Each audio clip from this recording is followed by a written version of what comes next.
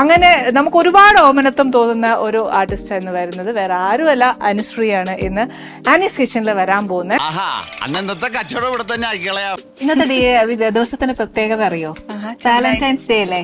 അപ്പൊ ഐശ്വര്യമായിട്ട് വാലന്റൈൻസ് ഡേയിൽ ഞങ്ങൾക്ക് വല്ല സന്തോഷ വാർത്തയും പറയാനുണ്ടോ?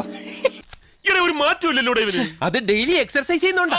അങ്ങനെ ഞങ്ങളെ ദുഃഖിപ്പിക്കല്ലാനു പ്ലീസ്. ഞാൻ വലിയ പ്രതീക്ഷയിലൊക്കെ ഞാൻ ഇവിടെ ഇരിക്കുന്നത്. നാട്ടുകാരും വീട്ടുകാരും പ്രതീക്ഷിക്കുന്ന ഒരു സന്തോഷ വാർത്തയ്ക്കും വകയില്ല.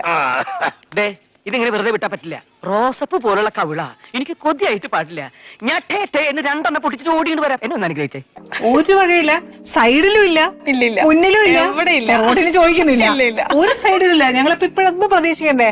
അടുത്ത വാലന്റൈൻസ് ഡേക്ക് മുൻപേ ആയിട്ടെങ്കിലും. ഇവൻ ആമ്പറിനെ അടിച്ചിട്ട് പോലെ ഒന്നും പറയുന്നില്ല. സോറി, അറിഞ്ഞോണ്ടല്ല, മനഃപൂർവ്വല്ലേ. പ്രതീക്ഷയല്ല കളഞ്ഞ പ്രതീക്ഷയൊക്കെ കളഞ്ഞു. എനിക്ക് അതന്നെ അങ്ങനെ ഒരു പ്രതീക്ഷ കളഞ്ഞെ. ഓ എന്തോ താല്പര്യമില്ല അതിപ്പോ. ഇപ്പൊ എന്തോ ഞങ്ങൾ പ്രായമൊക്കെ ആയില്ല, അമ്മൂമ്മയൊക്കെ ആയി. ഊതിയതല്ലേ, കാറ്റടിച്ചപ്പോ മനസ്സിലായില്ലേ? എടാ കൊച്ചനെ, നീ കൂടുതൽ നേളിക്കരുത്. അച്ഛന്റെ പ്രായമുള്ളൊരുത്തൻ മകന്റെ പ്രായമുള്ളൊരുത്തനോട് അമ്മയുടെ പ്രായത്തിലുള്ള പെൺകുട്ടികളെ കുറിച്ച് സംസാരിക്കാം. ആര്?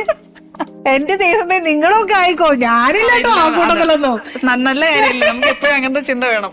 ജാങ്കോ, നീ അറിഞ്ഞ ഞാൻ പെട്ടു. ഞാൻ ആക്ച്വലി എപ്പോഴും പറയുന്നല്ലോ, ഒരു പെൺകുട്ടികളെ പറയില്ലേ, പെൺകുട്ടിയെ കെട്ടിച്ചുവിട്ട് അത് പഠിക്കണം ഇത് പഠിക്കണം ഇത് പഠിക്കാതെ ഞാൻ എന്റെ അഭിപ്രായത്തില് പെൺകുട്ടികൾ ബേസിക്കലി ഒന്നും പഠിക്കരുത്. എന്താണ് ബുദ്ധി ഈ തല വെളി കാണിച്ച് അടക്കല്ല വേണ്ടത്. എവിടുന്നെങ്കിലും ഒരു വാടക കൊലയാളി കിട്ടുമോ മാഷെ? യവനെ തട്ടിക്കളയേ നിവർത്തിയുള്ളൂ. കാര്യം എന്താണെന്നറിയോ, നമ്മൾ പഠിക്കുന്നതല്ല കെട്ടി വീട്ടിൽ ചെന്ന് കഴിക്കുമ്പോൾ ഉണ്ടാവുന്നത്. അവിടെ എൻറ്റയർലി ഡിഫറെന്റ് ടേസ്റ്റ് ആയിരിക്കും. ചിലപ്പോ നമ്മുടെ ടേസ്റ്റ് പിടിക്കുകയല്ലായിരിക്കും. അത് പഠിക്കുന്നതല്ലേ എളുപ്പം. ആവേശം കൊണ്ട് ഓരോന്ന് വിളിച്ചു പറഞ്ഞ് തടിയേടാക്കണ്ട, പണിയെടുക്കാതെ ജീവിക്കാൻ നോക്ക്. ദുരന്തോ എക്സ്പ്രസ് ഇവിടെ ഉണ്ടായിരുന്ന? ഞാനിപ്പോ ദുരന്തമൊന്നും പറയാറില്ല, അതൊക്കെ എന്നെ നിർത്തി. ഞാൻ എന്റെ 3 പിള്ളേരെ അങ്ങനെ പഠിപ്പിച്ചു. നീ കൂടുതൽ വിശദീകരിച്ച് നാറാൻ നിൽക്കണ്ട. കിട്ടേണ്ടത് കിട്ടിക്കഴിഞ്ഞാൽ തോന്നേണ്ടത് തോന്നാൻ ഇത്തിരി സമയം നല്ലതാ.